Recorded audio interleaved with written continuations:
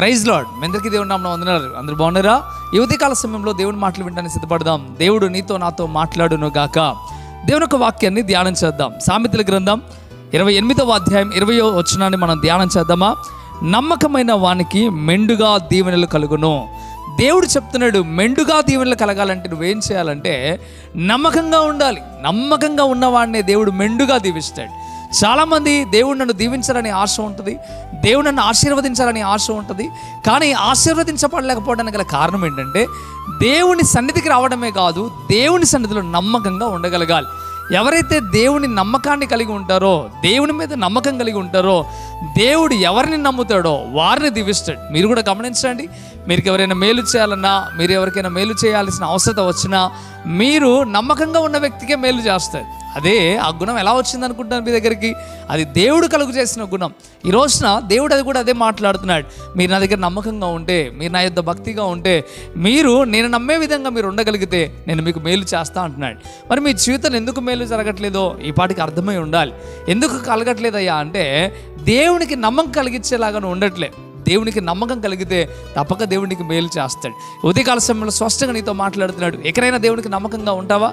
దేవునికి నమ్మకం కలిగేలాగా జీవిస్తావా? ఎప్పుడైతే నువ్వు దేవునికి నమ్మకం కలిగేలాగా జీవిస్తావో అప్పుడు దేవునికి మేలు చేయడం ప్రారంభిస్తాడు. నువ్వు అంటున్నావు, మందిరానికి వచ్చి ప్రభు నన్ను దీవించట్లేదు, ప్రభు నన్ను ఆశీర్వదించట్లేదు, నా మీద దీవెనలు కుమ్మరించట్లేదు అంటున్నావు. కానీ ఈరోజు ఉదయకాల సమయంలో స్పష్టంగా నీతో మాట్లాడుతున్నాడు దేవుడు. ఇదిగో నువ్వు దీవించబడాలి అంటే తప్పక నువ్వు ప్రభు సన్నిధిలో నమ్మకంగా ఉండాలి. అబ్రహామును గమనించండి, అబ్రహాము దేవుని సన్నిధిలో నమ్మకంగా ఉన్నాడు, అందుకే దీవించబడ్డాడు. దావీదుని గమనించండి, దావీదు దేవుని సన్నిధిలో నమ్మకంగా ఉన్నాడు, అందుకే దావీదు దీవించబడ్డాడు. ఎలా భక్తిపరులు, ఎంతోమంది భక్తిపరులు దేవుని మీద ఆధారపడ్డారు కనుక వారు దీవించబడ్డారు.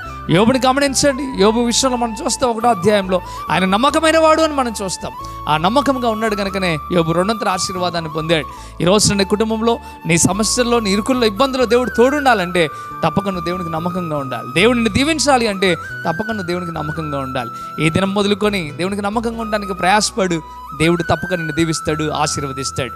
ఈ మాట నీ జీవితంలో భద్రపరచుకో, నీ గుండెల్లో భద్రపరచుకో. ఈ మాట ప్రకారం బ్రతకడానికి ఇష్టపడి ఉదయకాల సమయంలో దేవుడు స్పష్టంగా మాట్లాడుతూ ఉన్నాడు. నిజంగా నువ్వు దీవించబడాలని ఆశ నీకు ఉండినట్లయితే నాతో పాటు ప్రార్థనలోకి భావించి, ప్రభువా నేను నీ దగ్గర నమ్మకత్వాన్ని పోగొట్టుకోండి, నేను నమ్మకం కలిగి జీవిస్తాను ప్రభు అని ఒక మాట దేవునికి ఇవ్వు. దేవుడు తప్పక నిన్ను దీవిస్తాడు. మంచిది, ప్రార్థించేద్దామా? ప్రార్థన. పరిశుద్ధుడా, వందనాలు యేసయ్యా. ఉదయకాల సమయంలో స్పష్టంగా నీ పరిస్థితులతో మీరు మాట్లాడారు, అందుని బట్టి వందనాలు. ఎవరైతే ఈ మాటలు విన్నారో ఆ మాటల ప్రకారం జీవించడానికి సహాయం తెచ్చి, నమ్మకమైన వానికి దీవెనలు కుమ్మరిస్తాను మీరు చెప్పారు.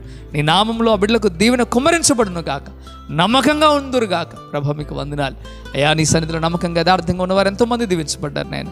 నీ పిల్లలు కూడా దీవించబడటానికి సహాయం దయచేయమని, బలపరిచి స్థిరపరచమని, మేలు చేయమని అయ్యా. ఈ ఉదయకాలపు ఆశీస్సుని బిడ్డల మీద కుమ్మరించమని, వారి కుటుంబాలకు వారికి మీరు తోడుగా ఉండమని యేసయ్య నామంలో మిగిలి బతిమలాడి వేడుకుంటున్నాము తండ్రి. ఆమేన్, ఆమేన్.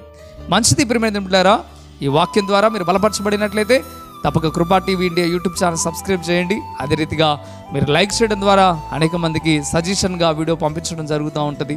అంతేకాకుండా మీరు షేర్ చేయండి.